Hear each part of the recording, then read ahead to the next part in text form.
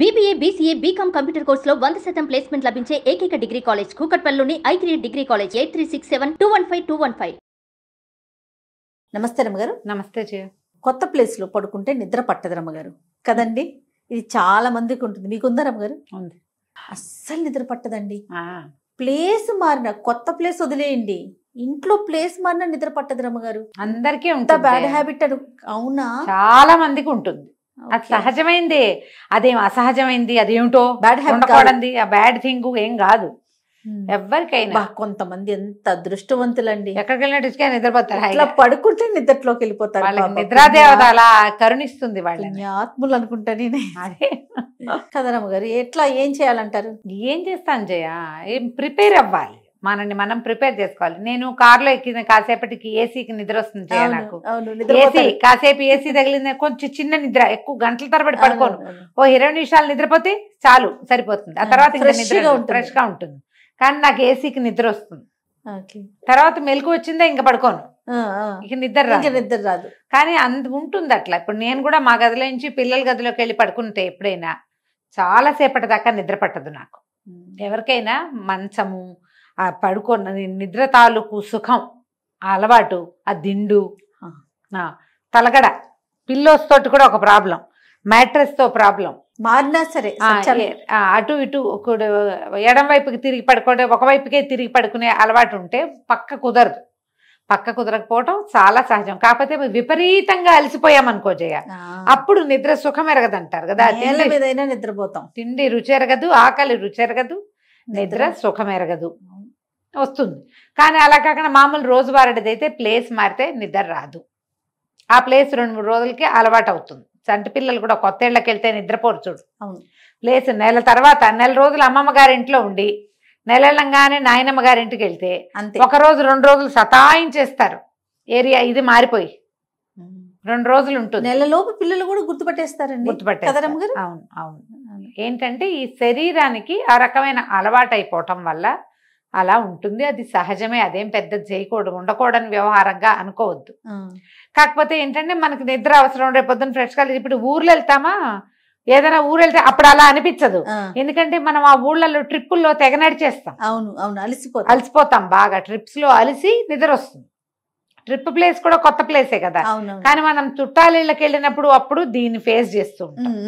నిద్ర పట్టలేదు, అలా బాడీ అలసట మీద ఉంటుంది అంటారా? శరీరం అలసిపోతే నిద్ర వస్తుంది. కాస్త ఒక 5 నిమిషాలు గిజాటుతోటి నిద్ర వస్తుంది. ప్రధానమైనది ఏంటంటే దీనికి ఎక్కడైనా మనకు నిద్ర అసలు పట్టకపోయినా, మన ఇంట్లోనే రూములు మారి నిద్ర పట్టకపోవటం, ఏదైనా గాభరాగా ఉండి లేదా కొత్త వాళ్ళ ఇంటికి, అక్క ఇంటికో అన్న ఇంటికో వెళ్ళినప్పుడు నిద్ర పట్టకపోవటానికి శ్వాస మీద ధ్యాస పెట్టుకుంటే నిద్ర వస్తుంది. ఎట్లా అంటారు? అంటే కళ్ళు మూసుకుని మనం లోపలికి వెళ్తున్న గాలి, బయటికి వస్తున్న గాలిని అబ్జర్వ్ చేయాలి. ఆనాపానసతి అంటారు, దాని పేరే అది. శ్వాస మీద ధ్యాస. మనం గనక అది ఊపిరి లయబద్ధంగా వెళ్తూ ఉంటుంది. మనకి మామూలుగా తెలియదు కదా, అదే పీల్చేసుకుని అదే వదిలేసుకుంటూ ఉంటుంది. మనం అసలు ఊపిరి పీల్చుకున్న సంగతి కూడా గమనం లేకుండా ఉంటాం మనం. అవును, నిజంగా చాలా మందికి తెలియదు, చాలా మందికి అసలు మనుషులకే తెలియదు. అంత పట్టించుకోము. నువ్వు ఎప్పుడైతే దీని మీదకి దృష్టి వెళ్తుందో అప్పుడు గాలి ఎలా లోపలికి వెళ్తుందో, ఎలా వస్తోందో కనుక నువ్వు దృష్టి పెట్టావంటే, ఈ కొత్త చోటు నాకు నిద్ర పట్టదు అని ఉంది చూసావా, సబ్ కాన్షియస్ లో అది మర్చిపోతాం. ఓకే, ఈ కొత్త ప్లేస్ ఇది ఏ బ్రెయిన్ కు ఉంటుంది? సబ్ కాన్షియస్ కు ఉంటుంది. దానికి తెలుసు అదే ఇది కొత్త ప్లేసు, నీకు నిద్ర పట్టదు అని నీకు గుర్తు చేస్తూ ఉంటుంది. అవును. ఇప్పుడు ఎప్పుడైతే మన దృష్టి శ్వాస మీదకి వెళ్ళిపోతుందో ఆటోమేటిక్ గా సబ్ కాన్షియస్ ఆఫ్ అయిపోతుంది. మన కాన్షియస్ అంతా దేని మీదకి వెళ్ళింది? బ్రీత్ మీదకి వెళ్ళిపోయింది కదా. బ్రీదింగ్ మీదకి వెళ్ళేసరికి ఆటోమేటిక్గా నిద్ర వస్తుంది.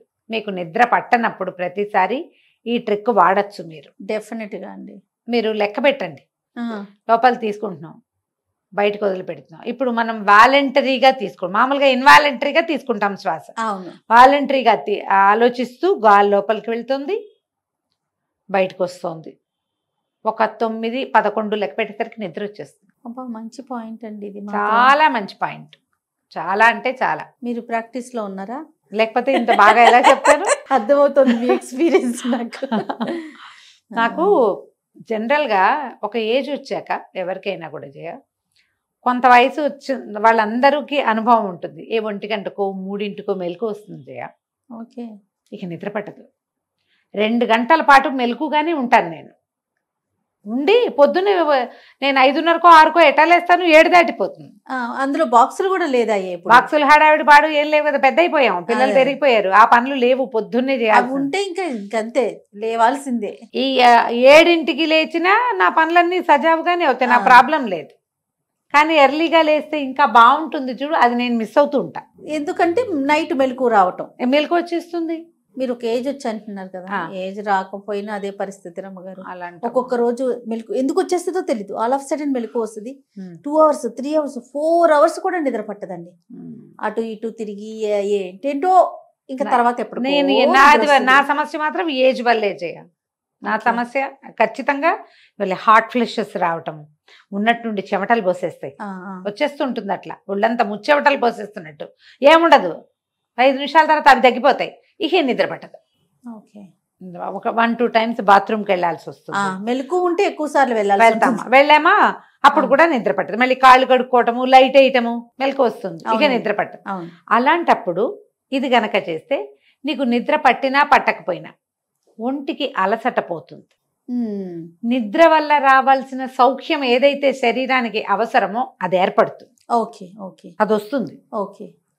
పొద్దున మామూలు నీ రెగ్యులర్ టైంకే లేస్తావు, నువ్వు ఫ్రెష్గా కూడా లేవగలుగుతావు.